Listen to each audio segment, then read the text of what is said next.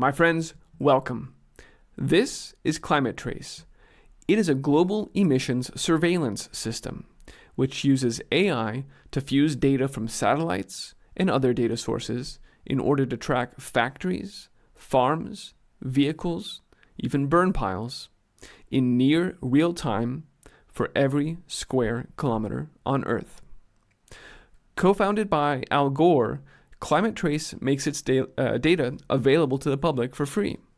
And that data is already being used to reshape agriculture and farming practices and to limit consumer access to product. In other words, what food you can buy. We've long heard the promises about carbon allowances, individual carbon trackers tied to your digital ID or a central bank digital currency. But today, I want to expose the actual mechanism that actually makes those promises enforceable. And what's more, it's already live. Let's talk about it. I'm Christian, and this is Unshadowed. Sorry, but I'm afraid you've already eaten an ounce of beef this week. Your BRIC card says no. Sorry, sir, but your BRIC card has informed us that you have already flown twice this year. You cannot fly anymore. I've just logged in with my BRIC card and it's saying I've already had 4 hours of internet today and it's locked me out. We're developing, through technology, an ability for consumers to measure their own carbon footprint. What does that mean? That's where are they traveling? How are they traveling? What are they eating? What are they consuming on the platform? So, individual carbon footprint tracker. Stay tuned. We don't have it operational yet, but this is something that we're working on. And working on it they are. And it all begins here with this emissions surveillance system, which collects and publishes the data needed to fuel such downstream applications as the EU's Digital Product Passport, which is already implemented and is of course hailed by the World Economic Forum as the next greatest thing for transparency and accountability for emissions. But I'm getting ahead of myself. Let's return first to climatetrace.org, where we can pull up their map and view any one of 660 million different sources of emissions.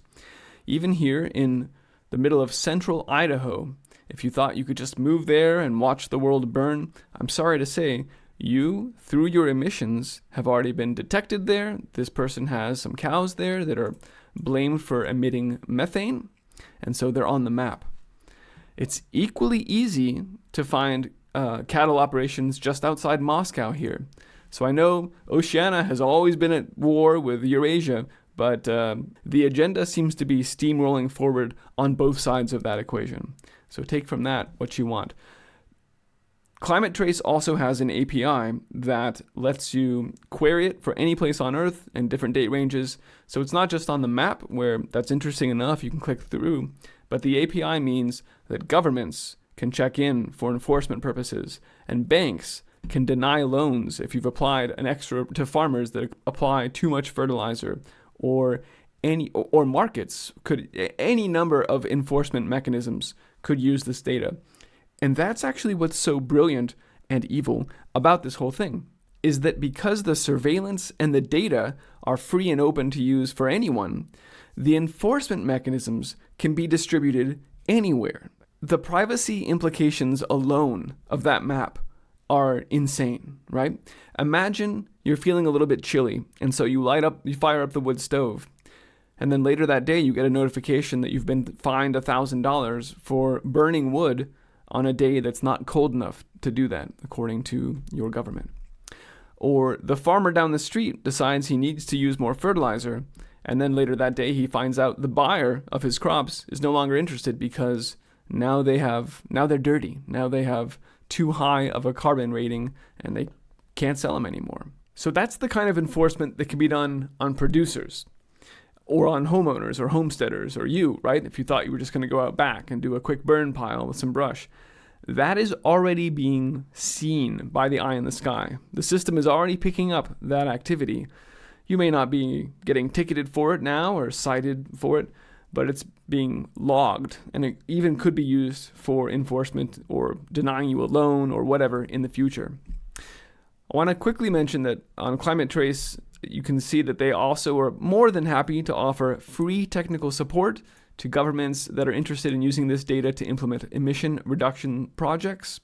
So just as I was saying about Palantir giving free consulting to defense companies in the UK in order to get more data from them, when the agenda needs to be moved forward, suddenly money ceases to be an issue. Suddenly we can provide free consulting to anyone who's going to pass laws to push this decarbonization agenda forward. And indeed, the emissions data isn't just going to stay there harmlessly on the climate trace map.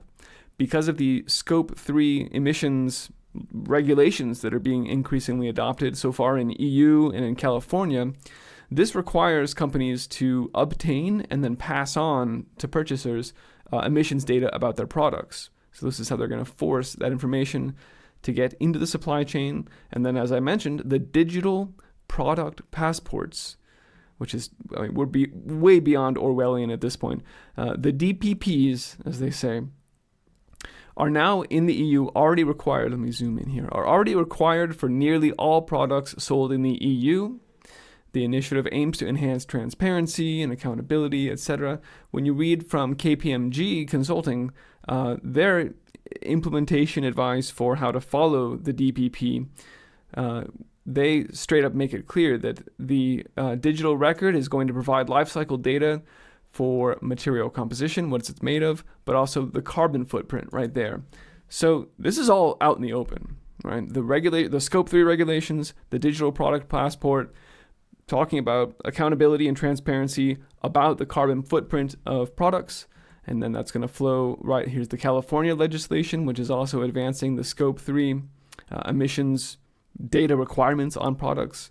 All of that's going to flow forward into, finally, until it gets to the shelves, right? Until it gets to retail, where we then encounter our own personal carbon allowances. This has been something they've been talking about for a long time. And of course, that even flows further into the credit score, social credit score, and so forth.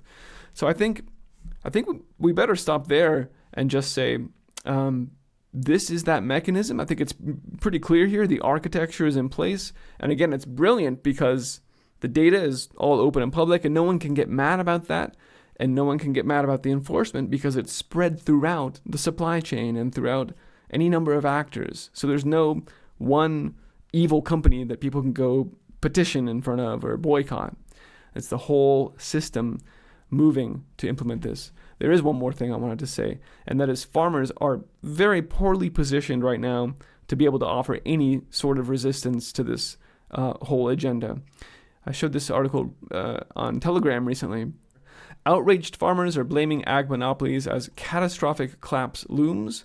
When you scroll down into it, the catastrophic collapse, you can tell I'm not AI. There's the authenticity for you.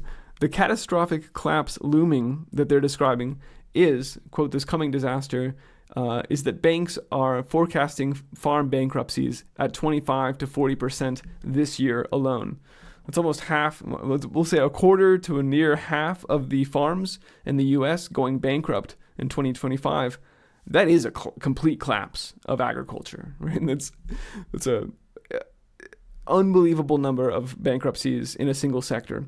And then I had one commenter say, no, don't be ridiculous. They're just going to get another bailout. Yes, that's true. I don't expect all these farms just to disappear overnight.